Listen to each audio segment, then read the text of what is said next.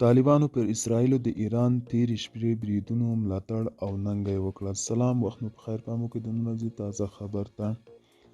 د طالبانو د بهرنیو چارو وزارت په یو اعلامیه کې د ایران له لوري پر اسرائیلو د تیرې شپې پراخو بریدونو بې پیلوټو الوتکو له بریدونو ملاتړ اعلان کړ او هغه ته یې د تهران مشروع دفاع حق ورکړی دی.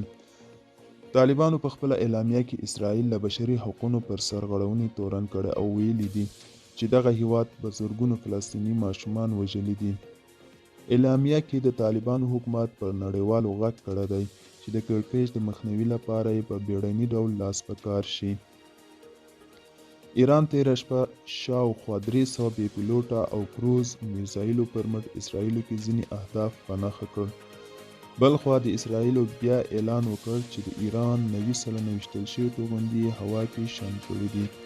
دوستانو، دا و د نن ورځې چمتو کلی خبر. تر بیا هم په الله سپارم. ښې چارې